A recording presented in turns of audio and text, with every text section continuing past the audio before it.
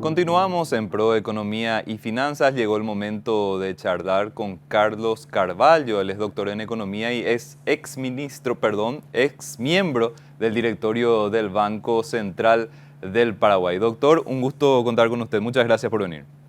Un placer, Eduardo, estar contigo acá hoy. Así que, bueno, abierto a lo que quieras conversar. Doctor, la intención es conversar acerca de lo que fue el desempeño de la economía en el 2022 y hacer un repaso de todo lo que estuvimos sufriendo básicamente en este año. En el panorama global, ¿qué le parece que fue lo principal que marcó la agenda económica y cuáles fueron los principales efectos que tuvo este escenario internacional en nuestro país? Y bueno, yo creo que el año 2022 todavía no terminó, pero fue un año, o es un año complejo, digamos, tanto a nivel local como a nivel internacional.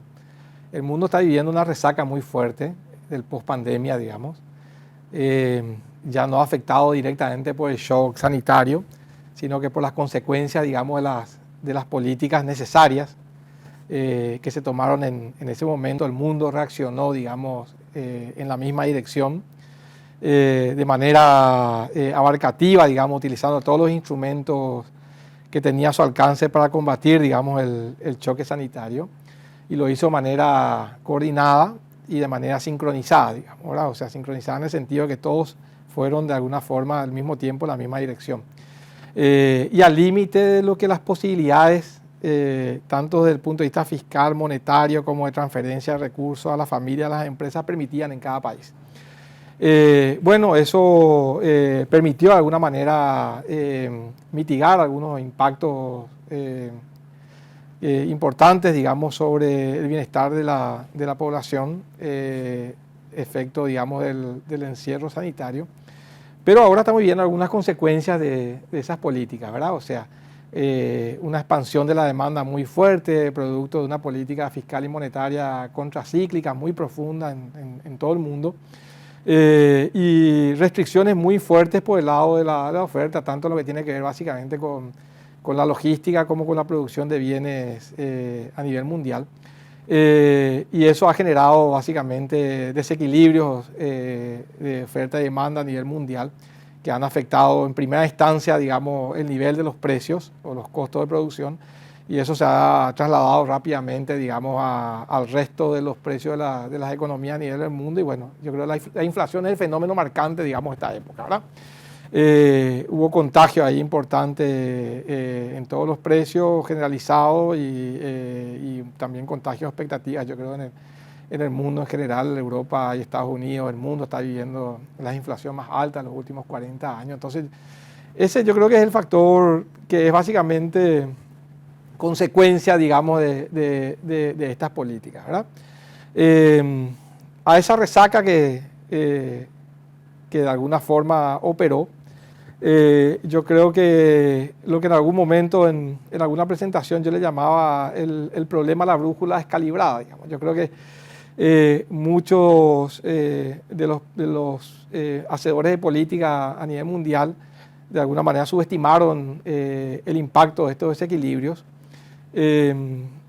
y generaron la expectativa de que esto era un efecto transitorio, digamos, de que iba a pasar rápidamente.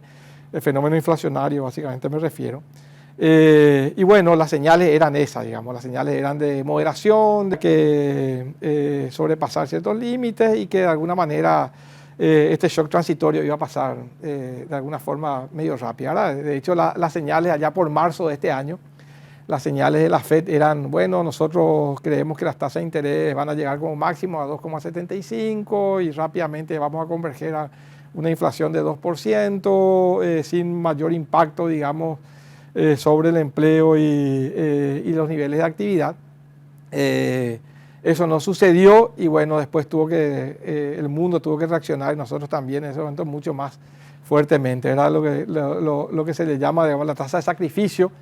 Tuvo que ser mucho mayor, digamos, los países tuvieron que aumentar rápidamente las tasas de interés en forma mucho más acelerada probablemente que si se hubiera hecho un poco antes, digamos, y con las señales un poco más claras en ese sentido, ¿verdad? Entonces, a esto se suma, como sabemos, lo que tú estabas diciendo ahí antes de entrar acá, A esto se suman los problemas de la geopolítica.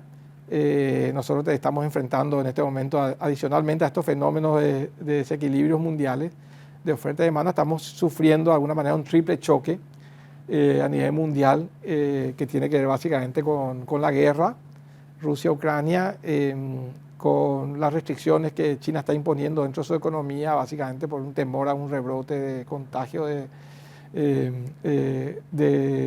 COVID y por básicamente el ajuste monetario que están viviendo el mundo, todo el mundo al mismo tiempo, y que de alguna manera ha llevado a que ya los mercados y los agentes económicos internalicen de que vamos a tener tasas por encima del 4% durante un buen tiempo y recesión económica probablemente, ¿verdad? ¿Cómo se ubica nuestro país en términos de actividad económica? Fue un año muy particular en el cual se hicieron muchísimas proyecciones y correcciones de proyecciones muy constantes. ¿Cómo estamos teniendo en cuenta que estamos entrando ya en este tramo final del año y cuál es la perspectiva para el cierre del 2022? Bueno, yo creo que lo de las correcciones va a ser algo con lo que vamos a tener que convivir un tiempo por la incertidumbre tan fuerte que existe a nivel mundial, ¿verdad? Las sorpresas económicas en los últimos tiempos han sido parte del día a día y la necesidad de volver a calibrar los modelos de proyección es un fenómeno importante. La pandemia cambió muchas cosas, digamos, en términos básicamente probablemente la productividad futura de la economía, de la forma de hacer las cosas, de sectores productivos, etc. Entonces, de alguna forma nos vamos a equivocar un poco en algunas proyecciones y vamos a tener que estar corrigiendo en el tiempo, pero también porque hay un fenómeno muy incierto que va a pasar en el futuro, ¿verdad? Y bueno, nosotros sufrimos todo lo que sufrieron los países en general en el mundo. Acordate que tuvimos dos años, 2019 y 2020, de depresión económica, de caída del nivel del producto, digamos, en el año. Y tuvimos 3 años de recesión económica, digamos, en el 2019 tuvimos 2 trimestres de caída del producto, el primero y el segundo, en el 2020 el segundo y el tercero, y este año también el primero y el segundo, digamos. Entonces fueron años realmente complejos. Este año la economía, lo que se estima es que la economía no va a crecer, va a estar en torno al 0%, tal vez un poquito por arriba, ¿verdad? 0,2 es lo que estima el Banco Central. Y vemos algunas señales de recuperación de la economía, ¿verdad? De hecho, el indicador mensual de actividad económica del Banco Central, IMAB, está el desestacionalizado y también al que le sacamos agricultura y binacionales ya está por encima de los niveles prepandemia hace algunos meses, con lo cual también te da la señal de que, bueno, la preocupación más importante, a pesar de que hay ciertas señales de moderación, sigue siendo la inflación. La política monetaria debería seguir enfocándose ahí, porque la economía ya de por sí muestra algunas señales de cierta recuperación, digamos, ¿verdad? Y para el año que viene, de alguna manera, las proyecciones son buenas también, pero siempre con un signo de interrogación, digamos, signo de interrogación, porque el clima siempre nos tira sorpresa y la coyuntura internacional no está tampoco en su mejor momento, nos va a ayudar mucho, digamos. Entonces, yo creo que vamos a tener que ser muy cautos en general, digamos, cuando miramos el futuro en términos económicos. Justamente cuando mencionó el tema de los instrumentos de política monetaria, esto tiene cierto limitante en términos de actividad económica, limita la actividad económica cuando la tasa es muy alta. Esto teniendo en cuenta de que probablemente la tasa se vaya reduciendo pero se mantenga alta en los próximos meses, teniendo en cuenta lo que sería ya también el año 2023, podría suponer también una suerte de condicionante y sería un factor relevante en términos de crecimiento económico para el año que viene, ¿o no? Yo creo que las tasas elevadas de alguna manera son un fenómeno de una necesidad de corrección necesaria ante los desequilibrios que estamos comentando, digamos, ¿verdad? Desde ese punto de vista yo creo que son una necesidad, digamos, ¿verdad? O sea, acá el riesgo más importante que tiene nuestro país, pues yo creo que si bien hay señales de moderación y yo creo que el Banco Central también actuó bien en términos de sus políticas, aunque podemos tener cierta discrepancia en cuanto al al timing, digamos, de las decisiones y a la velocidad de los ajustes, pero en general la dirección siempre fue la correcta y las comunicaciones también. De hecho, utilizó mucho la figura del forward guidance, de anunciar qué medidas iba a tomar en el futuro, lo cual pasó cierta señal importante a los mercados y permitió internalizar las medidas de política. Entonces yo creo que desde ese punto de vista está bien, pero vamos a convivir en el mundo, digamos, con tasas de interés elevadas durante un buen tiempo, digamos, ¿verdad? Por dos motivos. El primer motivo es que la inflación todavía sigue siendo elevada, o sea, mientras la inflación siga siendo elevada, va a seguir siendo la principal preocupación de la política monetaria en el mundo, y la política fiscal también, pues la política fiscal también de alguna manera es responsable de los niveles altos de inflación. Y también por un problema de que justamente la inconsistencia relativa de políticas, digamos, y la brújula descalibrada que yo le llamo, generó un problema de credibilidad en algunos bancos centrales a nivel mundial. Y eso también, muchas veces cuando eso ocurre, la sobrereacción también es una necesidad, digamos, ¿verdad? Porque hay que recomponer de alguna manera los fenómenos de expectativa, hay que converger las expectativas, ¿verdad? Lo que siempre decimos. Yo creo que el principal rol ahora de los bancos centrales es que la inflación en el horizonte de política monetaria converja a la meta. Entonces esa es la preocupación y las tasas van a estar altas en el mundo. Por lo tanto vamos a enfrentar, no solamente en Paraguay, sino que vamos a enfrentar en el mundo un fenómeno de restricciones y de complejidad de acceso, digamos, a financiamiento en condiciones adecuadas. Y vamos a encontrar también, así como encontramos un mundo sincronizado con políticas contracíclicas expansivas, vamos a encontrar un mundo sincronizado con políticas de ajuste, digamos. Todos los países tenemos la misma necesidad. Entonces, eso también es una cuestión compleja, porque vamos a encontrar un mundo de bajo crecimiento en el futuro, digamos, ¿verdad? Donde los ajustes van a ser una necesidad. Y aquellos países que se desacoplen y que no hagan los deberes de manera adecuada, yo creo que pueden caer en un fenómeno complejo, digamos, de perder de... Lo que quiero decir es que creo que el riesgo más alto es perder los equilibrios, digamos, y perder el ancla inflacionaria. Entonces, más que un problema de tasas altas, yo creo que el problema es de inflación alta. La inflación es mucho más distorsiva y mucho más y afecta mucho más el bienestar, digamos, que las tasas de interés elevadas. Las tasas de interés elevadas son consecuencia de los desequilibrios, básicamente, y son los instrumentos que tienen los países para, de alguna manera, converger a nuevos equilibrios. Entonces, es una realidad con la cual vamos a tener que convivir. Doctor, ¿y este escenario de tasas altas que describe en un mundo sincronizado de tasas altas, también tiene sus efectos no solamente para las empresas o las personas particulares en la búsqueda de acceso a recursos, sino para el país mismo, que generalmente busca estos recursos a través de los mercados internacionales? Sí, sin duda, sin duda. El costo para hablarlo en términos más criollos, el costo el costo del dinero, el costo de financiamiento se va a encarecer, digamos, tanto a nivel micro como a nivel macro. Digamos, tanto para las personas como para los países. Es un fenómeno que va a ocurrir que ya está ocurriendo, de hecho, ocurre a nivel mundial, ¿verdad? Y yo creo que va a ser el gran desafío del mundo, digamos. El gran desafío del mundo ahora es cómo converge nuevamente, porque este despliegue, digamos, de políticas sincronizadas, fiscales, monetarias y también micros, digamos, de apoyo a sectores, que aumentó la liquidez en el mundo de una manera nunca vista anteriormente. O sea, volver para atrás de eso es el gran desafío que tiene el mundo, recuperar de alguna forma cierto espacio fiscal y monetario y ciertos equilibrios. Yo creo que ese es el gran desafío que va a encontrar el mundo. Y la necesidad de reperfilar deuda, pues yo creo que acá no solamente el mundo está mucho más endeudado, y sobre todo las economías en desarrollo, sino que también la calidad de la deuda cambió. Hoy en día ya la deuda está, mucha de la deuda está en manos de comerciales y de acreedores no tradicionales, digamos, ¿verdad? Que son tal vez menos tolerantes que los organismos multilaterales de alguna forma o que los bonistas institucionales.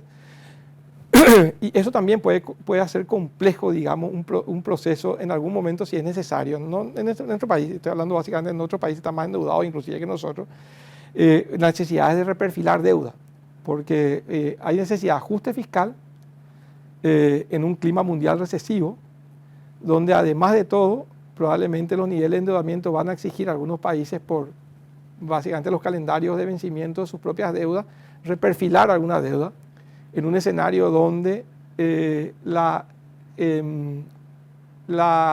condiciones financieras internacionales empeoraron. Entonces, ese va a ser un desafío sobre el mundo importante, ¿verdad?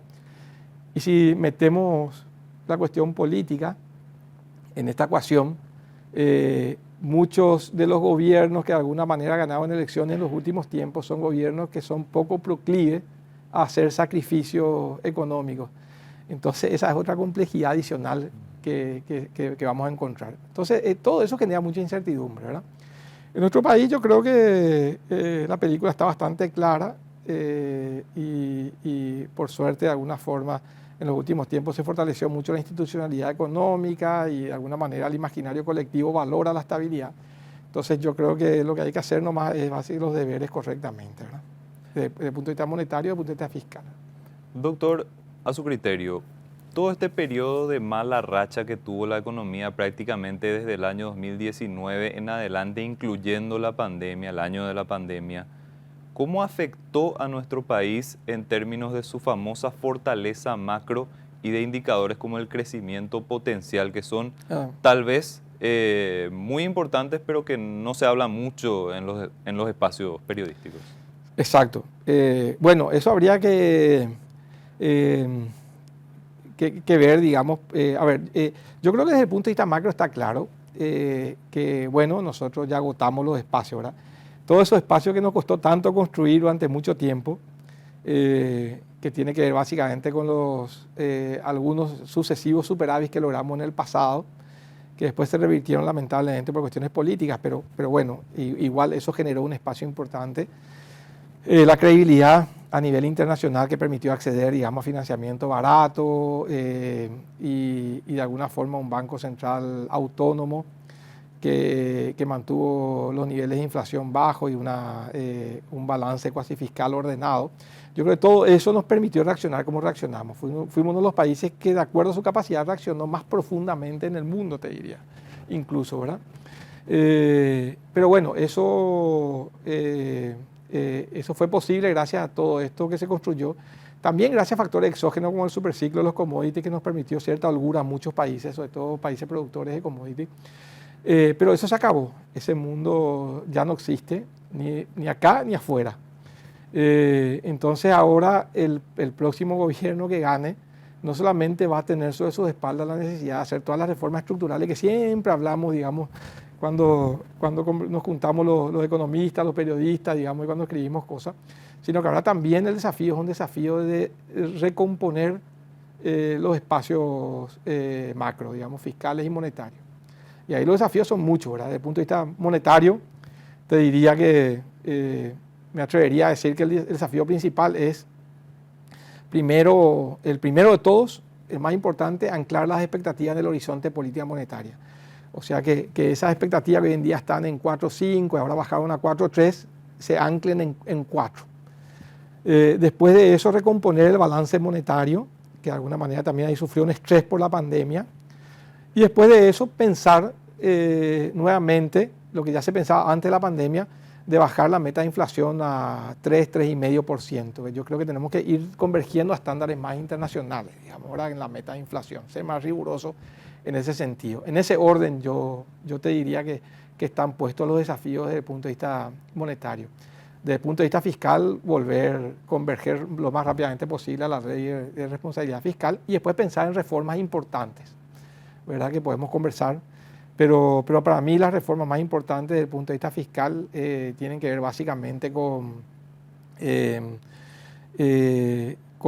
entrarle fuerte a la calidad del gasto y también sacarle, digamos, cierta discrecionalidad en el manejo presupuestario al sistema político, reproduciendo un poco el caso de éxito del Banco Central.